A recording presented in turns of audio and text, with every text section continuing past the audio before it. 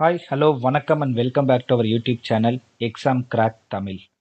நாம் 3 மாதத்தில் எக்ஸாம் எப்படி கிராக் பண்ணலாம் அப்படின்ற வீடியோ சீரீஸில் இருக்கோம்.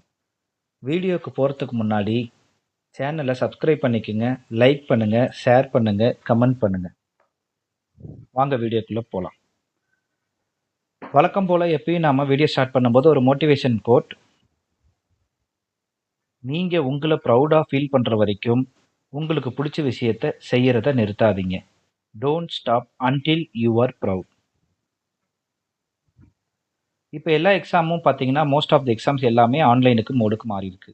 அதில் நமக்கு என்னென்ன யூசஸ் பார்த்தீங்கன்னா, ஒரு செக்ஷனில் நம்ம எந்த கொஷினுக்கு வேணால் நம்மளால் ஈஸியாக மூவ் பண்ணிக்க முடியும். Section wise time limit most of the exams, அதாவது மேக்ஸிமம் எக்ஸாம்ஸ்க்கு செக்ஷன் வைஸ் டைம் லிமிட் இருக்குது. ஒரு எக்ஸாம் ஆன்சர் கிளிக் பண்ணதுக்கப்புறம் சேவ் பண்ணிட்டோமான்னு கன்ஃபார்ம் பண்ணிவிட்டு அதுக்கப்புறம் நெக்ஸ்ட் கொஷின் போங்க. அது ரொம்ப இம்பார்ட்டன்ட். கிளிக் பண்ண ஆன்சரும் கரெக்டாக இருக்கான்னு செக் பண்ணிக்கோங்க. எல்லா எக்ஸாம் சென்டர்லேயும் ரஃப் ஒர்க் கொடுத்துருவாங்க. அதனால் நீங்கள் ரஃப் ஒர்க் எடுத்துகிட்டு போகணுமா வேண்டாமா அப்படின்ற கன்ஃபியூஷன் இருக்க வேண்டாம். ரஃப் ஒர்க் கொடுத்துருவாங்க. ப்ரிப்பரேஷன் எப்பயுமே எந்த டாப்பிக்கையுமே விட்டுட்டு படிக்காதீங்க.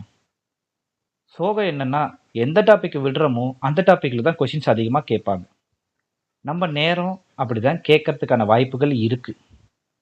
அதுக்கப்புறம் இந்தந்த டாபிக் தான் படிப்பேன் அப்படின்னு சொல்லிட்டு செலக்டிவாக படிப்பேன்னு சொல்லிட்டு ஒரு மைண்ட் செட்டுக்கு வந்துட வேண்டாம்.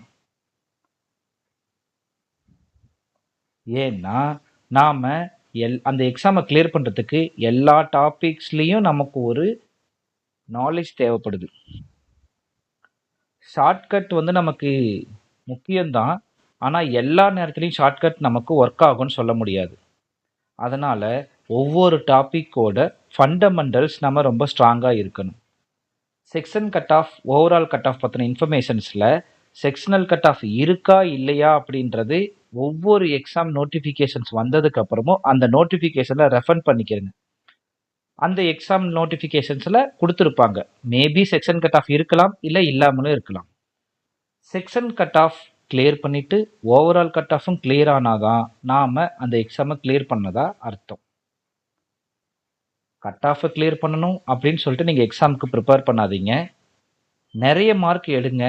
அப்போ தான் நாம் மெரிட் லிஸ்ட்டில், ஃபைனல் லிஸ்ட்டில் வர முடியும். இன்னைக்கு நாம் வீடியோவில் எஸ்பிபிஓவோட செலெக்ஷன் ப்ராசஸ் பற்றி பார்க்க போகிறோம் அண்ட் எக்ஸாம் பேட்டர்ன் பற்றி பார்க்க போகிறோம். பார்க்கலாமா? இதில் ஃபஸ்ட்டு ஸ்டேஜ் ப்ரிலிம்ஸ் எக்ஸாம். இது மல்டிபிள் சாய்ஸ் கொஸ்டின்ஸ் தான். ரெண்டாவது ப்ரிலிம்ஸ் எக்ஸாம்ஸ் யாரெல்லாம் கிளியர் பண்ணாங்களோ அவங்க தான் ஃபேஸ் 2 மெயின்ஸ் எக்ஸாமுக்கு போவாங்க. அதில் objective multiple choice questions plus descriptive writing இருக்குது. டிஸ்கிரிப்டிவ் ரைட்டிங்னா எழுத முடியாது, நம்ம அங்கே டைப் பண்ணணும். மெயின்ஸ் எக்ஸாம் கிளியர் பண்ணவங்க தான் இன்டர்வியூக்கு போக முடியும். இன்டர்வியூக்கு கிளியர் ஆன உடனே டாக்குமெண்ட் வெரிஃபிகேஷன் முடிஞ்சிட்டா உடனே உங்கள் கையில் போஸ்டிங்கான அப்பாயின்மெண்ட் ஆர்டர் கொடுத்துருவாங்க. எஸ்பிபிஓவோட ப்ரிலிம்ஸ் எக்ஸாம் பேட்டர்ன் எப்படி இருக்கும்னு பார்த்தீங்க அப்படின்னா, மொத்தம் 3 செக்ஷன் இருக்குது. இங்கிலீஷ் லாங்குவேஜ், குவான்டிடேட்டிவ் ஆப்டிடியூட், அதுக்கப்புறம் reasoning ability. Section cut off இருக்கா இல்லையான்றது நான் நோட்டிஃபிகேஷனை பார்த்துக்குங்க, நான் சொல்லியிருக்கேன். ஓகேங்களா? இங்கிலீஷ் லாங்குவேஜில் மொத்தம் 40 கொஷின் இருக்குது, 20 நிமிஷம் டைம் டியூரேஷன். குவான்டிடேட்டிவ் ஆப்டிடியூடில் 30 கொஷின் இருக்குது, 20 நிமிஷம் டியூரேஷன். ரீசனிங் எபிலிட்டியில் 30 கொஷின் இருக்குது, 20 நிமிஷம் duration. So total number of questions 100. மொத்தமாக மார்க் உங்களுக்கு 100 மார்க்கு. டைம் டியூரேஷன் பார்த்தீங்கன்னா 60 மினிட்ஸ். ப்ரிலிம்ஸ் எக்ஸாமில் ஒரு சின்ன விஷயங்கள் இருக்குது, அதை நம்ம இப்போ பார்த்துட்டு போகலாம். கண்டிப்பாக ஒவ்வொரு ராங் ஆன்சருக்கும் 0.25 மார்க் நெகட்டிவ் மார்க்கிங் இருக்குது.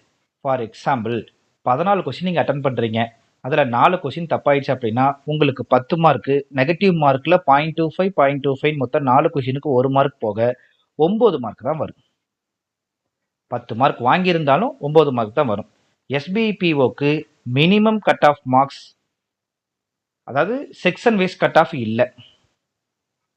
அதுக்கப்புறம் ப்ரிலிம்ஸ் யாரெல்லாம் கேட்டகரி வைஸ் எப்படி கிளியர் பண்ணியிருக்காங்க அப்படின்றத எப்படி செலக்ட் பண்ணுவாங்க அப்படின்னா, எவ்வளோ வேகன்சிஸ் வந்திருக்கோ அதுலேருந்து 10 டைம்ஸ் அப்ராக்சிமேட்டாக எடுத்து அதிலிருந்து மெயின்ஸ் எக்ஸாமுக்கு கால் ஃபார் பண்ணுவாங்க, செலக்ட் பண்ணுவாங்க. எஸ்பிபிஓவோட மெயின்ஸ் எக்ஸாம் பேட்டர்ன் எப்படி இருக்குன்னு நம்ம பார்ப்போம்.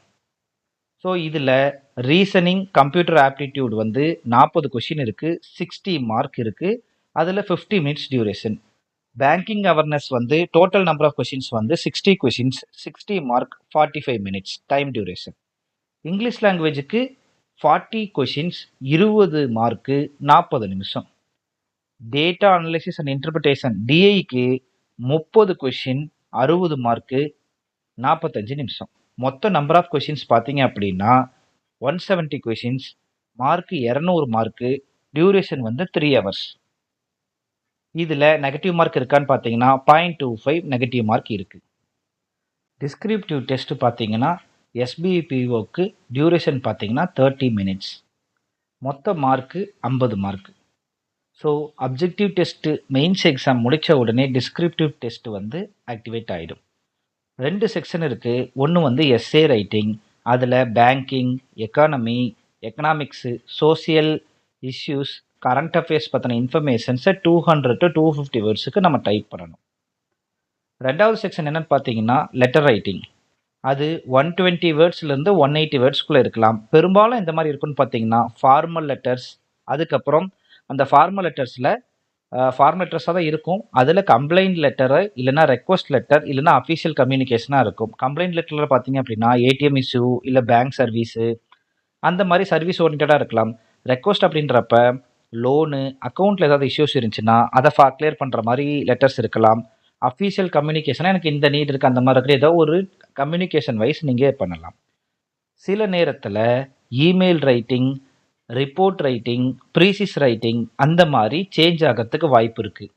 ரேரு, ஆனால் பாசிபிள் இருக்குது. ஓகேங்களா? இந்த வீடியோவில் எஸ்பிஐ பிஓவோட exam pattern, test taking strategies இதை பற்றி பார்த்தோம். இதுக்கு அடுத்து வரக்கூடிய வீடியோஸில் நாம் எக்ஸாம்ஸ் எப்படி கிளியர் பண்ணலாம், எந்தெந்த மாதிரி படித்தா நாம் எக்ஸாமை அதிக மார்க் ஸ்கோர் பண்ணலாம் அப்படின்ற ஸ்ட்ராட்டஜிஸ், ஐடியாஸ் இதெல்லாம் ஒவ்வொரு வீடியோஸில் நான் உங்களுக்கு சொல்கிறேன். ஓகேங்களா? ஸோ மறக்காமல் எக்ஸாம் கிராக் தமிழ் சேனலுக்கு சப்ஸ்கிரைப் பண்ணுங்கள். தேங்க்யூ ஃபார் வாட்சிங். அதுவரை நெக்ஸ்ட் வீடியோவில் பார்க்கும் வரை உங்களிடமிருந்து விடைபெறுவது உங்கள் எக்ஸாம் கிராக் தமிழ்.